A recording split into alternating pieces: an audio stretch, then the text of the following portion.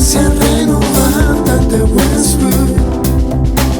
Este es tu podcast de información para la comunidad. Bienvenidos a Sabiduría en Acción, un espacio en el que reflexionamos juntos sobre la vida, el alma y las decisiones que tomamos cada día.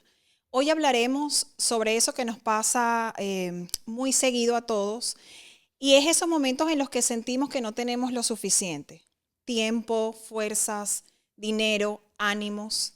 Y hay quienes enfrentan problemas migratorios, de salud, tristezas, duelos.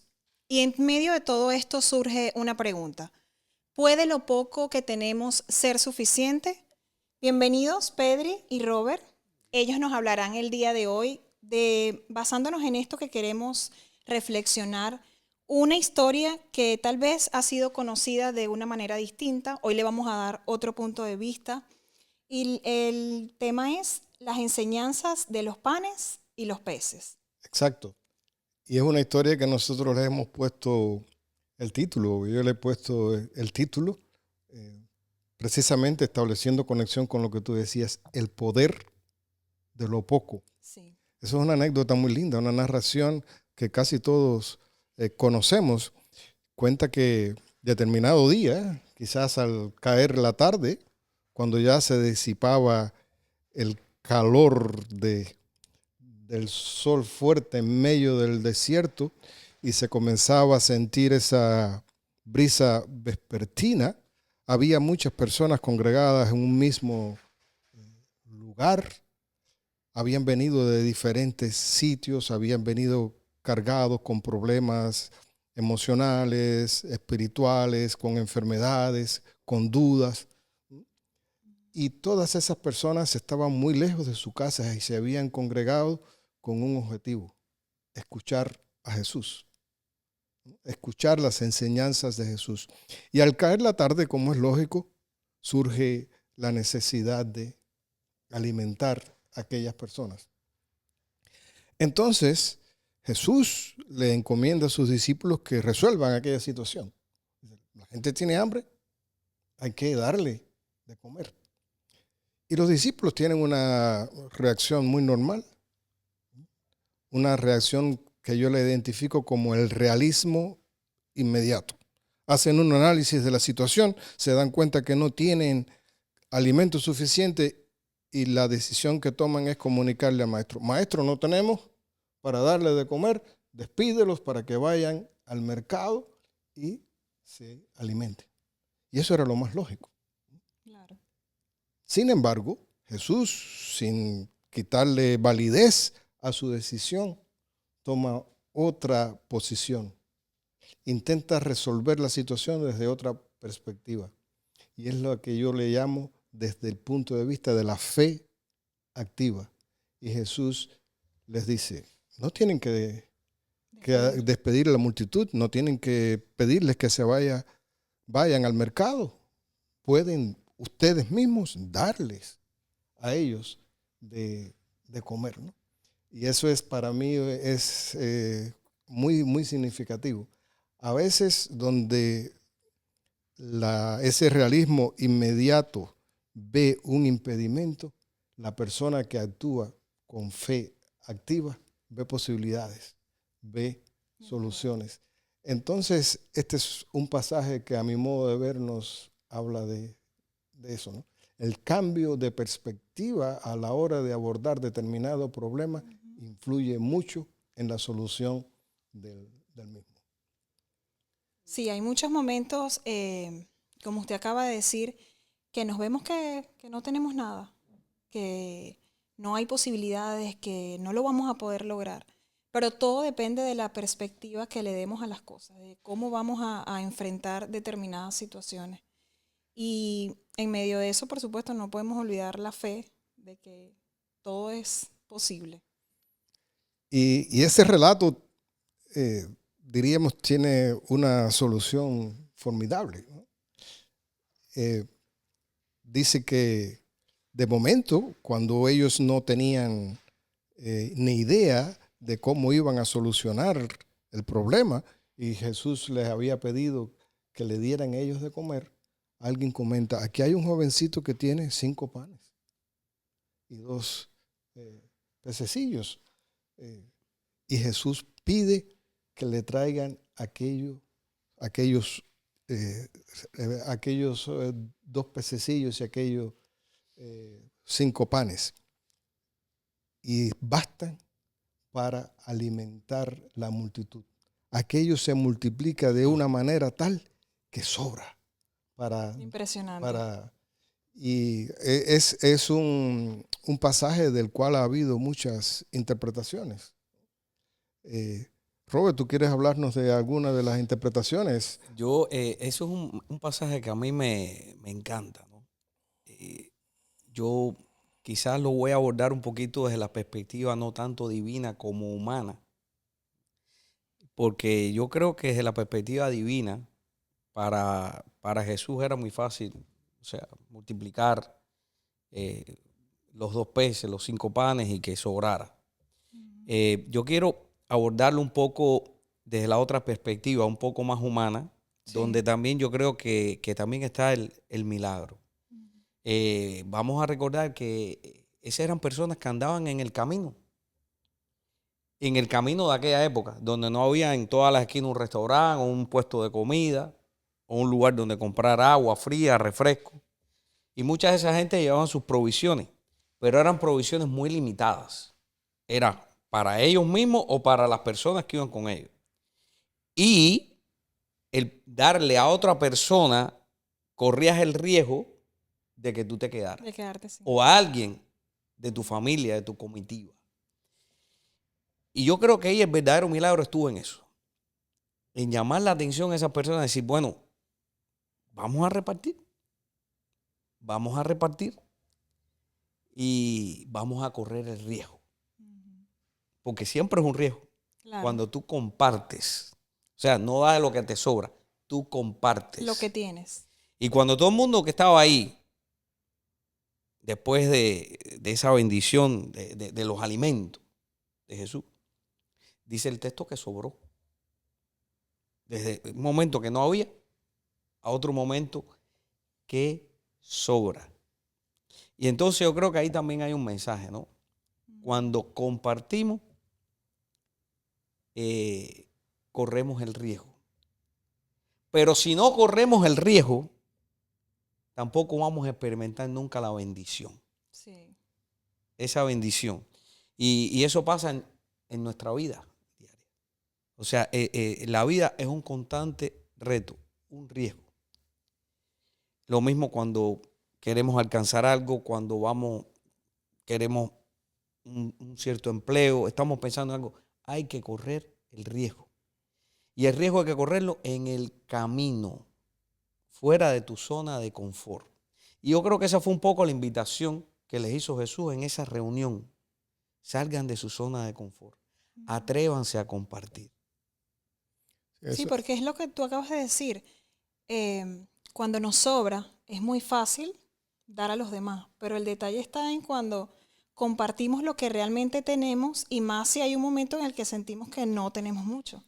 Pero logramos compartir, ahí es donde yo creo que está el verdadero milagro. Y compartir de lo que tienes sin que te dé vergüenza. Yo estoy seguro que en ese grupo había gente que quizás no tenía ni un pan, tenía unas semillas. Sí, es verdad. ¿No? Otro tenía otra cosa. Y eso pasa mucho. Yo no sé si me voy a desviar un poquito del tema, no, pero yo recuerdo en una época de mi vida donde yo trabajaba en el servicio social en Cuba, en un campo.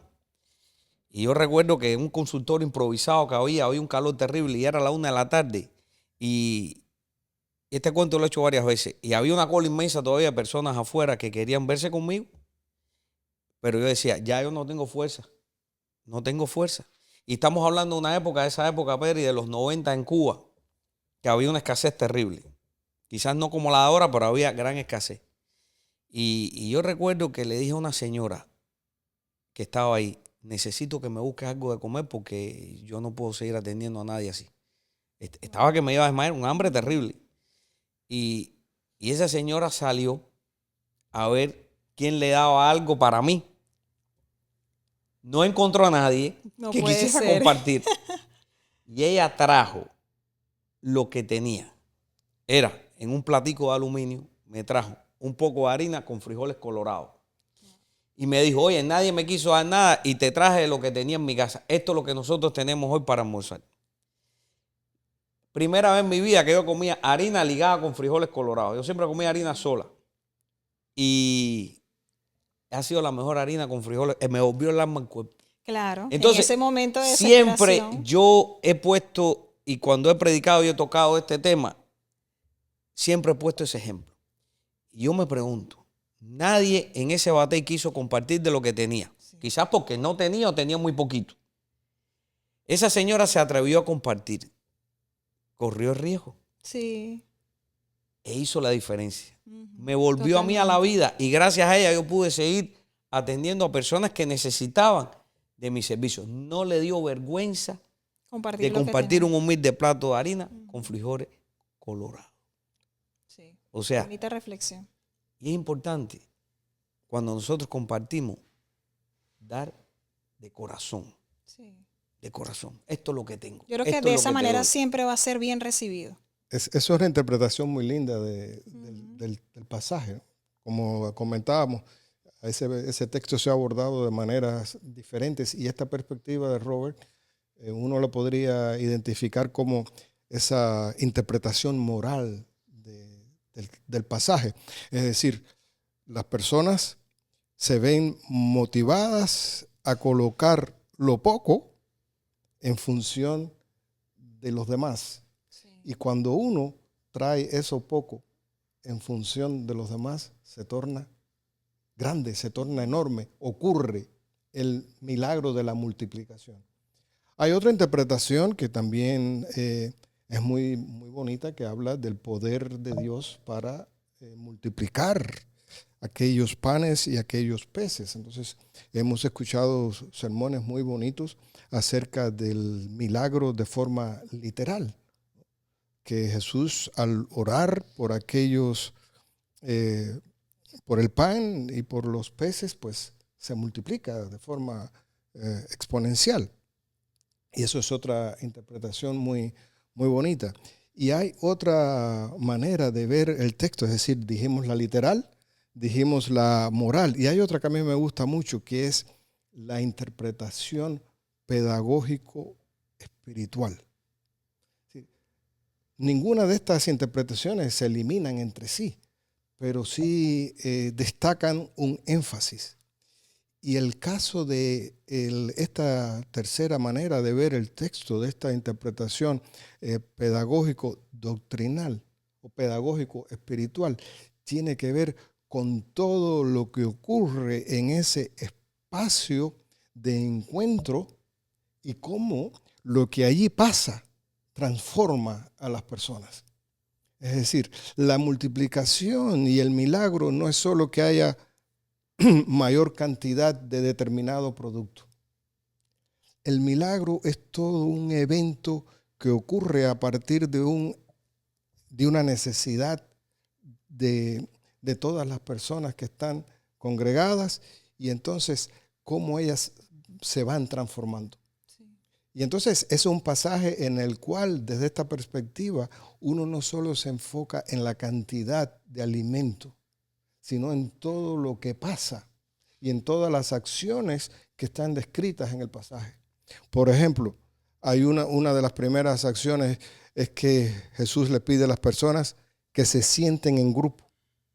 ¿Para qué? Para que se sienten en grupo, para que estén juntos, para que se miren a los ojos, para que se conozcan, para que conversen, para que conecten entre para ellos. que se conecten entre sí, para que reconozcan a quien tienen al lado. Sí. Entonces, ese es uno de las cosas muy difíciles de lograr en cualquier espacio, diríamos, donde hay muchas personas. Entonces, a mi modo de ver, este pasaje tiene eso, ¿no? Es importante que tú reconozcas a la persona que tienes al lado, que tú te comuniques, te conectes, pierdas ese miedo a entrar en contacto con el otro. Hay otro elemento que pasa, es lo que comentó Robert. tráiganme lo que tengan. Jesús no pide lo que no hay. Jesús no pide nada extraordinario. Pide lo que está a tu alcance. Y Él no te va a pedir una cosa que tú no tengas. Él no te va a exigir un don que tú no tengas, un recurso que tú no tengas. Lo que quiere es que tú pongas al servicio de quien lo necesita lo que tienes. Y eso que tú crees que es poco, se torna mucho. Y hay otro detalle, ¿no? Es como el proceso del milagro, ¿no? Reconózcanse, entren en contacto, conózcanse, ¿no? Pongan lo poco que tienen, tráiganlo, no lo menosprecien, es importante. Y hay otra cosa que dice, Él alza los ojos al cielo. Las personas estaban tal vez así como muy enfocadas en lo terrenal y mirándose a un punto. Jesús les dice, cambien la manera de ver las cosas. Y sobre todo miren al cielo, miren a Dios, busquen a Dios también. No solo cambien la perspectiva, no solo cambien la manera de ver las cosas, pero que busquen a Dios. Y es algo que también es importante, yo creo, que las personas se vuelvan a Dios, que las personas intenten buscar a Dios. Que entendamos que Él es el camino. Que es importante, ¿no? Usted busque su manera de ponerse en contacto con Dios. Sí. No tiene que ser una manera específica, pero busca a Dios. ¿No? Busca a Dios. Y hay otro proceso, ¿no? Entonces, siéntense en grupo, compartan, traigan lo que tienen, alcen la vista al cielo y ahora compartan. Compartan lo que dijo también Robert. Y cuando esas personas se dispusieron a compartir lo poco que tenía, lo poco se tornó mucho. Entonces eso es algo muy, muy bonito, ¿no? Y tal vez es hasta simbólico, porque ahí hay un número de 5 y 2, ¿no? La necesidad del 5 alude también, diríamos, al Pentateuco, a la ley, a los 5 libros, y el número 2 a la necesidad de trabajar de manera coordinada. Jesús les dijo, vayan de 2 en 2, prediquen el evangelio de 2 en 2. Entonces, y cuando tú juntas el 5 con el 2, hace el 7. Sí. Que viene siendo como lo perfecto, ¿no? Entonces para mí ese es un texto muy, muy bonito, ¿no? Sí, que nos da mucha reflexión. Sí, y algo que decía Pedro y que es importante, mirar a Dios, mirar al cielo. Yo, desde mi perspectiva, y esto es una opinión personal, el mirar a Dios, el detenernos un momento antes de cometer o llevar a cabo una acción, yo creo que nos permite un poco el enfoque adecuado, nos da el discernimiento adecuado. Algo muy importante, en este país siempre digo que se lleva una vida muy agitada. Sí. Una vida en el que constantemente se hace muy complicado compartir. Yo digo aquí, hoy en este mundo, más que compartir, lo que hacemos entre los seres humanos es estar compitiendo. Lo que hacemos es competir, no compartir. No compartir, sino competir. Y entonces, si no miramos al cielo, nosotros los que decimos que somos cristianos, seguidores de Jesucristo, de ese movimiento, corremos el riesgo de empezar a competir también, de vivir en un mundo de la competencia, ¿no? Importante mirar hacia arriba, organizar nuestra mente, esa sabiduría, ese discernimiento. Señor, muéstrame el camino. Llévame tú. Dame discernimiento, dame sabiduría para hacer lo correcto, para hacer lo que tú quieres, no lo que yo quiero. Y cuando salimos con ese enfoque, nuestra alma, nuestra mente se orienta y se calma. Y entonces ya no nos va a molestar tanto quizás el que nos da un pitazo atrás cuando cambia la luz del semáforo. Es cierto. O cuando estamos en una cola de algo y estamos desesperados, estamos más tranquilos. Y quizás nos convertimos en ente de generar calma, transformar, porque también es muy importante eso. Compartir, pero también transformar. O sea, con el que yo estoy compartiendo, llevarlo a ese nivel también. Sí, por eso se dice que cuando ya logras compartir de esa manera ocurre el milagro, porque eso trae muchas otras cosas positivas, tanto para ti como para la otra persona. Y ocurre la transformación. El domingo yo compartía una historia en el sermón, porque nosotros creemos perfectamente que Dios tiene poder para hacer cualquier milagro, ¿no? Amén. Pero a veces queremos que Dios haga su parte sin nosotros hacer la nuestra. Sí. Y esta es una anécdota de un campesino, que el campesino tenía un grano de maíz, pero como había mucha sequía, él lo guardaba en su bolsillo esperando que llegara un buen tiempo para sembrarlo. Y un amigo que supo lo que le ocurría le dijo, ¿por qué no te decides y lo plantas en la tierra? Y él dijo, no, porque tengo miedo que si lo planto, pues pierda, no produzca. Y entonces sea en vano el esfuerzo. Y transcurrió otro tiempo y otra persona que conoció de la historia y de lo que le pasaba al campesino tomó otra posición. Le dijo, mira, yo sé que hay otras personas que le ocurre lo mismo que a ti, que tienen una semillita pero no se atreven a plantarla por el mal tiempo que está haciendo. ¿Qué tal si todos nos ponemos y sembramos? Puede que haya algún efecto positivo.